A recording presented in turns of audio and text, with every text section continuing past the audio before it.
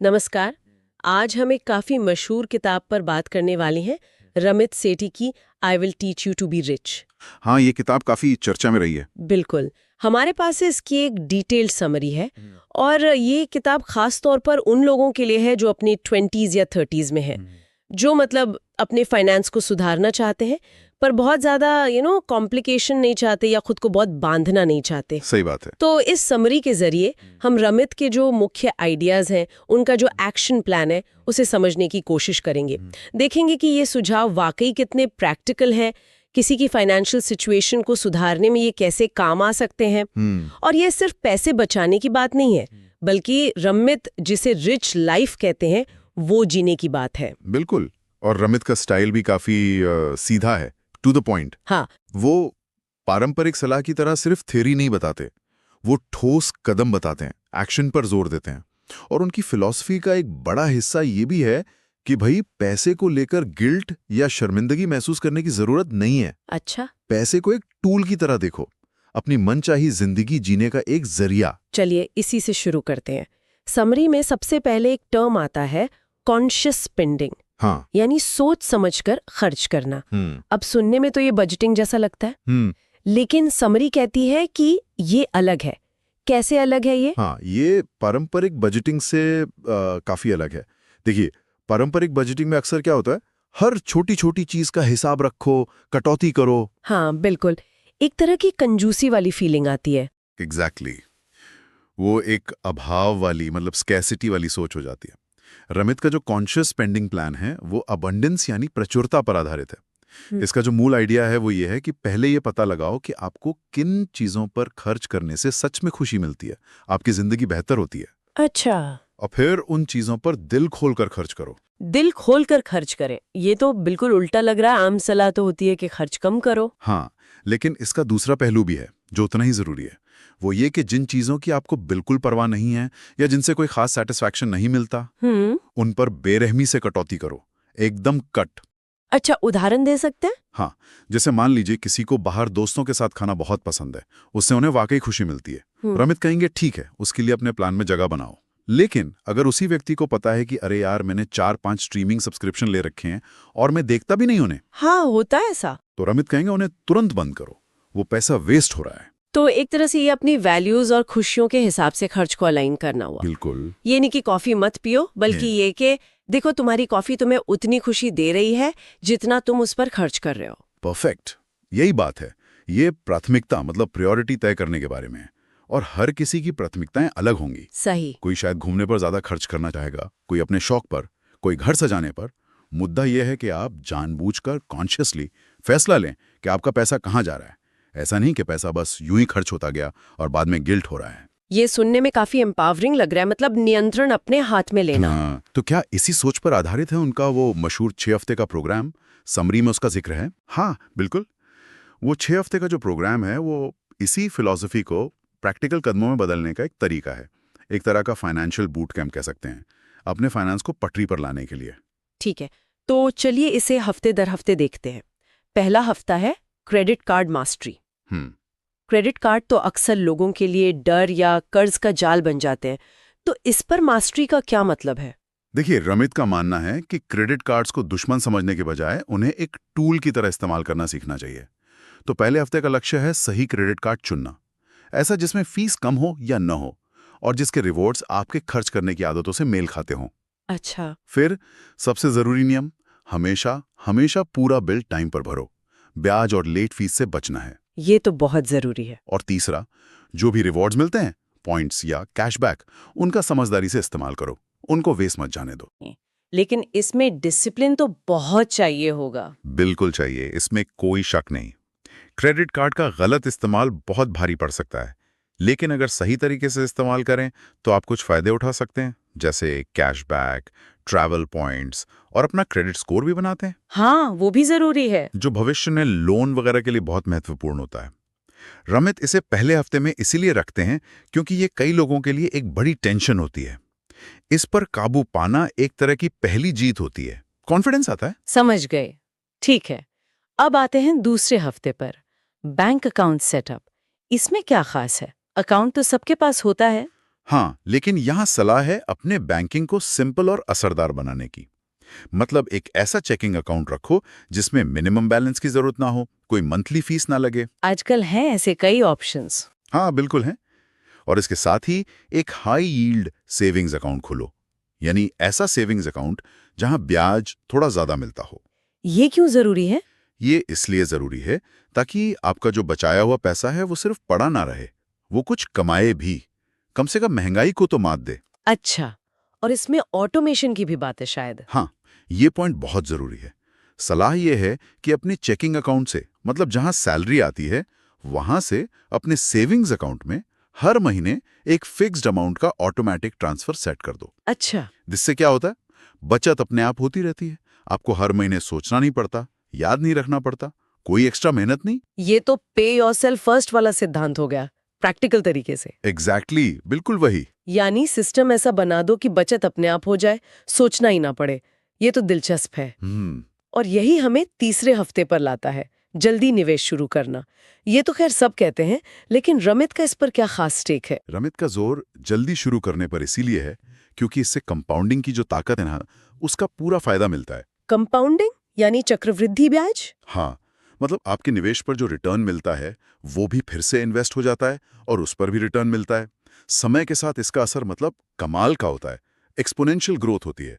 तो जितनी जल्दी कोई शुरू करता है उतना ही ज्यादा टाइम मिलता है पैसे को ग्रो करने के लिए। और निवेश कहाँ करने की सलाह है? समरी में इंडेक्स फंड्स का जिक्र था, और भारतीय संदर्भ में पीपीएफ, म्यूचुअल फंड्स, एसआईपीज। थोड़ा समझाएंगे इनको? जरूर। देखिए, इंडेक्स फंड्स एक तरह के म्यूचुअल फंड होते हैं जो किसी मार्केट इंडेक्स जैसे निफ्टी 50 या सेंसेक्स के सारे स्टॉक्स में निवेश करते हैं, उसी अनुपात में। अच्छा। तो इससे आपको लगभग पूरे बाजार का औसत रिटर्न मिल जाता है। किसी एक स्टॉक के बहुत गिरने या चढ़ने का रिस्क कम हो जाता है। और ये सस्ते भी होते हैं? लॉन्ग टर्म के लिए ये एक बहुत सिंपल और असरदार तरीका माना जाता है। और पीपीएफ? पीपीएफ यानी पब्लिक प्रोविडेंट फंड, ये सरकार की स्कीम है। इसमें रिटर्न गारंटीड होता है और टैक्स बेनिफिट भी अच्छा मिलता है। ये काफी सुरक्षित माना जाता है। ठीक है। और एसआईपी? एसआईपी का मतलब है सिस्टमैटिक इन्वेस्टमेंट प्लान। ये म्यूचुअल फंड में निवेश करने का एक तरीका है। इसमें आप हर महीने एक तय रकम निवेश करते जाते हैं। अच्छा, थोड़ा थोड़ा हर महीने? हाँ, इससे आपको रुपये की लागत औसत यानी रूपी कॉस्ट एवरेजिंग का फायदा मिलता है। मतलब जब मार्केट नीचे होता है तो आपको ज्यादा यूनिट्स मिलती हैं, जब ऊपर होता है तो कम। और अनुशासन बना रहता है। रमित का मैसेज क्लियर है, शुरू करो, चाहे छोटी रकम से करो, पर करो और नियमित रहो। तो यहाँ भी वही set it and forget it वाला नजरिया है, लंबी अवधि की। बिल्कुल। ये कोई जल्दी अमीर बनो स्कीम नहीं है। हाँ। ये धीरे धीरे पर पक्का अमीर बनो वाली रणनीति है। ठीक है। चौथा हफ्ता है कॉन्शियस स्पेंडिंग प्लान बनाना। ये वही पहले वाली बात आ गई। हाँ, ये उसी को एक स्ट्रक्चर देता है। रमित एक सिंपल 4 बकेट सिस्टम का सुझाव देते हैं अपनी मंथली इनकम को बांटने के लिए। 4 बकेट कौन कौन सी? पहली है फिक्स्ड कॉस्ट्स। इसमें करीब 50-60% इनकम जाती है। किराया, ईएमआई, बिल्स, खाना, ट्रांसपोर्ट, मतलब जो जरूरी खर्चे हैं। ओके। दूसरी बकेट है इन्वेस्टमेंट्स, कम से कम 10% इनकम। ये लॉन्ग टर्म गोल्स के लिए, जैसे रिटायरमेंट। तीसरी है सेविंग्स गोल्स। इसमें 5-10% इनकम। ये शॉर्ट या मीडियम टर्म लक्ष्यों के लिए, जैसे इमरजेंसी फंड, कार का डाउन पेमेंट या छुट्टियों के लिए बचत। ठीक है। और चौथी, ये इंटरेस्टिंग लग रही है। चौथी बकेट है गिल्ट फ्री स्पेंडिंग, यानी अपराध मुक्त खर्च। जो बाकी बचा 20 से 35% इनकम, वो इसमें जाता है। ये वो पैसा है जिसे आप अपनी पसंद की चीजों पर बिना किसी अपराध बोध के खर्च कर सकते हैं। बिना गिल्ट के? मतलब रेस्टोरेंट जाना, शॉपिंग करना, शौक पूरे करना। हाँ, बिल्कुल, जो भी आपको खुशी दे। ये गिल्ट फ्री स्पेंडिंग वाला हिस्सा मुझे बड़ा आकर्षक लग रहा है।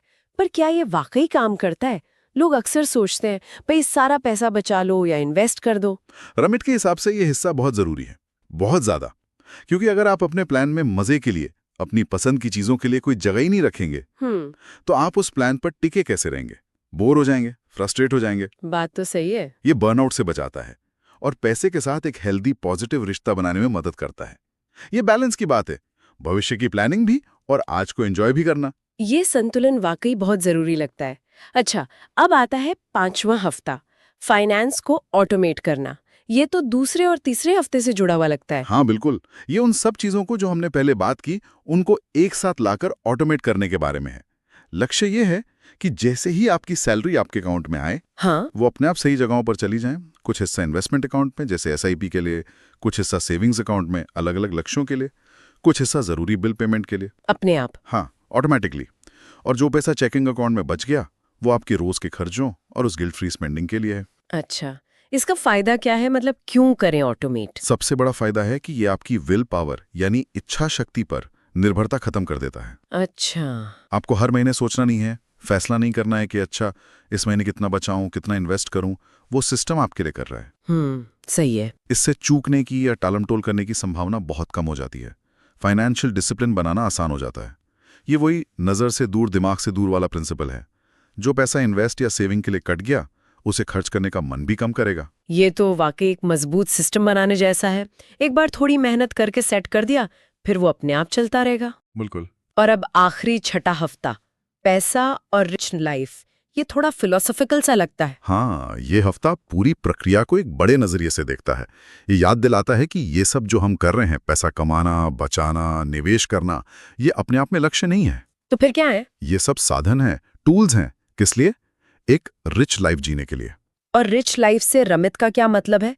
क्या सिर्फ बहुत सारा पैसा होना, अमीर होना? नहीं, समरी के अनुसार रिच लाइफ का मतलब हर किसी के लिए अलग होता है। ये सिर्फ बैंक बैलेंस के बारे में नहीं है। ये इस बारे में है कि आप अपनी जिंदगी असल में जीना कैसे चाहते हैं। जैसे क्या आप ज्यादा घूमना चाहते हैं, परिवार के साथ ज्यादा वक्त बिताना चाहते हैं, कोई पैशन फॉलो करना चाहते हैं, किसी सोशल कॉज में योगदान देना चाहते हैं, या शायद अपनी नौकरी छोड़कर अपना कुछ शुरू करना चाहते हैं। तो आपकी रिच लाइफ की परिभाषा जो भी हो, पैसा उसे संभव बनाने का एक जरिया है। ये छठा हफ्ता आपको सोचने पर मजबूर करता है कि आप ये सब क्यों कर रहे हैं, आपका असली मकसद क्या है। तो ये 6 हफ्ते का कार्यक्रम सिर्फ पैसों का मैनेजमेंट नहीं सिखाता, बल्कि ये भी सोचने को कहता है कि आप अपनी जिंदगी को अपनी पसंद से कैसे डिजाइन कर सकते हैं। हाँ बिल्कुल, ये एक प्रैक्टिकल ढांचा देता है ताकि आप पैसे की चिंता से मुक्त होकर उन चीजों पर फोकस कर सकें जो आपके लिए वाकई मायने रखती हैं। ये कार्यक्रम तो काफी कॉम्प्रिहेंसिव लगता है। अच्छा, समरी में एक और दिलचस्प पॉइंट पर जोर है, बिग विन्स, यानी बड़ी जीतें बनाम छोटी छोटी बचतें। हाँ, ये बहुत महत्वपूर्ण है। कहा गया है कि रोज की कॉफी छोड़ने से कोई अमीर नहीं बनता। इस पर थोड़ा और बताइए। ये रमत के सबसे कोर आइडियाज में से एक है।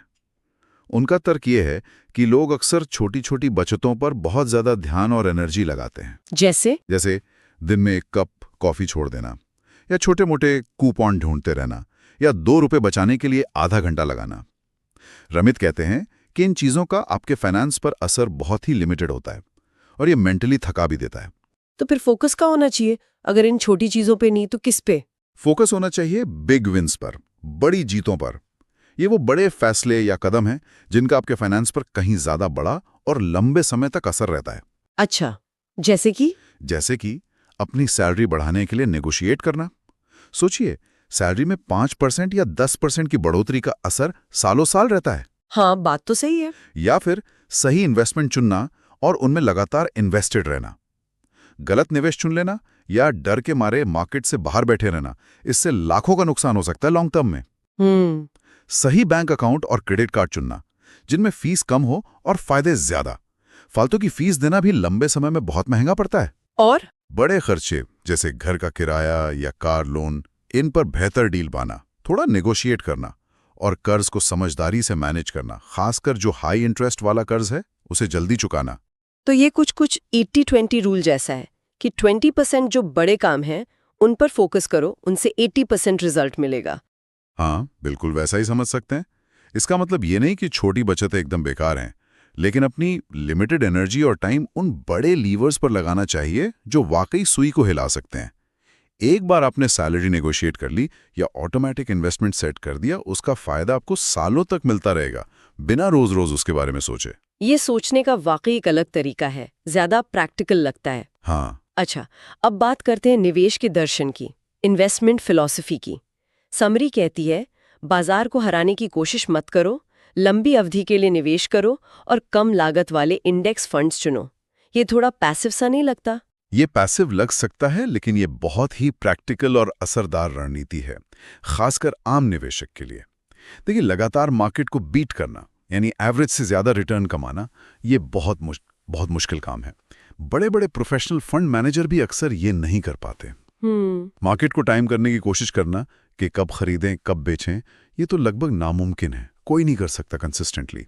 इसलिए रमित की सलाह है कि इस चक्कर में पड़ने के बजाय और अपना टाइम और पैसा बर्बाद करने के बजाय एक सिंपल तरीका अपनाओ। क्या? पहला, लंबी अवधि का नजरिया रखो। समझो कि मार्केट में उतार चढ़ाव आएंगे, ये नॉर्मल है, लेकिन लॉन्ग टर्म में इकोनॉमी और मार्केट ऊपर जाते हैं। दूसरा, डाइवर्सिफाई करो, मतलब अपना सारा पैसा एक जगह मत लगाओ। इंडेक्स फंड्स इसमें मदद करते हैं क्योंकि वो कई कंपनियों में फैला होता है, रिस्क कम होता है। हाँ। तीसरा, कॉस्ट कम रखो। इंडेक्स फंड्स की फीस आमतौर पर एक्टिव फंड से कम होती है। फीस कम होगी तो आपका नेट रिटर्न बढ़ेगा। और चौथा, नियमित रूप से निवेश करो, जैसे SIP के जरिए। इससे मार्केट के उतार चढ़ाव का एवरेज आउट हो जाता है। तो यहाँ भी वही संदेश है कि कॉम्प्लेक्सिटी से बचो और एक सिंपल टाइम टेस्टेड सिस्टम पर टिके रहो। बिल्कुल, फैंसी रणनीतियों के पीछे भागने से कहीं बेहतर है कि आप बेसिक चीजों को सही करें और कंसिस्टेंट रहें। सही बात है। और अंत में समरी पैसे के मनोविज्ञान मतलब साइकोलॉजी ऑफ मनी पर भी जोर देती है। हाँ, ये भी बहुत अहम है। पैसे को लेकर गिल्ट छोड़ने और इसे जीवन का आनंद लेने का एक साधन मानने की बात, ये मानसिकता बदलना कितना जरूरी है। ये शायद सबसे जरूरी बदलावों में से एक है, क्योंकि देखिए, कई लोग पैसे को लेकर बहुत सारी नेगेटिव फीलिंग से घिरे रहते हैं। डर, चिंता, अपराध बोध, शर्मिंदगी। हाँ, ये सच है। तो रमित का मानना है कि जब तक आप इस माइंडसेट से बाहर नहीं निकलते, आप पैसे को ना तो प्रभावी ढंग से मैनेज कर सकते हैं और ना ही उसका इस्तेमाल अपनी रिच लाइफ बनाने के लिए कर सकते हैं। तो ये मानसिकता बदली कैसे जाए? पहला कदम तो है ये समझना कि पैसा सिर्फ बिल भरने या जमा करने के लिए नहीं है। ये आपको ऑप्शंस देता है, चॉइस देता है, फ्रीडम देता है। दूसरा, वो जो कॉन्शियस स्पेंडिंग प्लान है, उसे अपनाकर आप जानबूझकर उन चीजों पर खर्च करते हैं जो आपको खुशी देती हैं। इससे वो गिल्ट कम होता है। तीसरा, ऑटोमेशन। जब सिस्टम काम कर रहा है तो आपको हर वक्त पैसे की चिंता करने की जरूरत नहीं पड़ती, दिमाग खाली होता है। और चौथा, अपनी रिच लाइफ को डिफाइन करना। जब आपको पता है कि आप ये सब क्यों कर रहे हैं, तो पैसा सिर्फ नंबर नहीं रहता, वो आपके सपनों को पूरा करने का एक जरिया बन जाता है। तो ये प्रैक्टिकल कदम और मानसिक बदलाव दोनों का मिक्सचर है। हाँ, दोनों साथ साथ चलते हैं। एक मजबूत सिस्टम आपको मानसिक शांति देता है और एक पॉजिटिव माइंडसेट आपको सिस्टम पर टिके रहने और अपने पैसे का सही मायने में उपयोग करने में मदद करता है। ठीक है, तो अगर हम इस पूरी बातचीत को और समरी के मुख्य पॉइंट्स को समेटें, तो किसी के लिए टेकअवेज क्या होंगे, एक्शन लेने लायक बातें? हाँ, कुछ मुख्य सिद्धांत या एक्शन पॉइंट्स ये निकल कर आते हैं। पहला, अपनी कमाई का एक हिस्सा भविष्य के लिए जरूर अलग रखें। कम से कम 10% इन्वेस्टमेंट और 5-10% सेविंग्स गोल्स के लिए ये एक अच्छा स्टार्ट है। ओके। दूसरा, ऑटोमेशन को दोस्त बनाएं। बचत, निवेश, बिल पेमेंट्स जितना हो सके ऑटोमेट करें। इससे कंसिस्टेंसी रहती है, विल पावर की जरूरत कम पड़ती है। तीसरा, जानबूझकर खर्च करें। पहचानें कि आपको क्या खुशी देता है और उस पर खर्च करें। बाकी जगहों पर कटौती करें। और हाँ, गिल्ट फ्री स्पेंडिंग के लिए बजट जरूर रखें। जरूर। चौथा, बड़ी जीतों पर फोकस करें। सैलरी नेगोशिएशन, सही और कम लागत वाले निवेश चुनना, बड़े खर्चों पर बेहतर डील पाना, इन पर अपनी एनर्जी लगाएं। सही। पांचवा, लंबी अवधि की सोच रखें। निवेश में धैर्य रखें। मार्केट को टाइम करने की कोशिश न करें। सिंपल, डाइवर्सिफाइड, कम लागत वाले ऑप्शंस चुनें। और छठा, पैसे को एक पॉजिटिव टूल समझें। डर और गिल्ट से बाहर निकलें। इसे अपनी मनचाही जिंदगी, अपनी रिच लाइफ बनाने का एक साधन माने। ये सारे सिद्धांत मिलकर वाकई एक मजबूत फाइनेंशियल फाउंडेशन बना सकते हैं। ये सिर्फ अमीर बनने का फॉर्मूला नहीं लगता, बल्कि अपने पैसों पर कंट्रोल पाने और ज्यादा कॉन्फिडेंस के साथ जीने का एक तरीका लगता है। बिल्कुल, ये कंट्रोल और फ्रीडम की भावना देने के बारे में है। तो ये थी रमित सेठी की किताब I will teach you to be rich की समरी से मिली कुछ अहम जानकारी और रणनीतियां।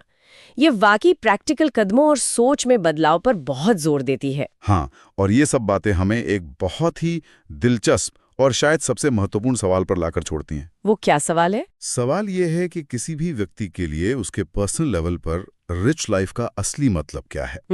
देखिए, रमित का जो फ्रेमवर्क है, जो रणनीतियां हैं, वो बेहतरीन हैं, लेकिन वो सिर्फ साधन हैं, टूल्स हैं। हाँ। जब तक किसी को ये साफ नहीं होता कि वो इन टूल्स का इस्तेमाल करके आखिर हासिल क्या करना चाहता है, उसकी अपनी रिच लाइफ दिखती कैसी है, तब तक कोई भी फाइनेंशियल प्लान सिर्फ नंबरों का खेल बनकर रह सकता है। हाँ। उसमें वो मोटिवेशन, वो दिशा नहीं आएगी। बात तो गहरी है। तो असली सवाल यह है, आपके लिए वो समृद्ध जीवन क्या है जिसे आप पैसे की मदद से जीना चाहते हैं? इस पर सोचना, गहराई से विचार करना शायद किसी भी फाइनेंशियल यात्रा का पहला और सबसे जरूरी कदम है।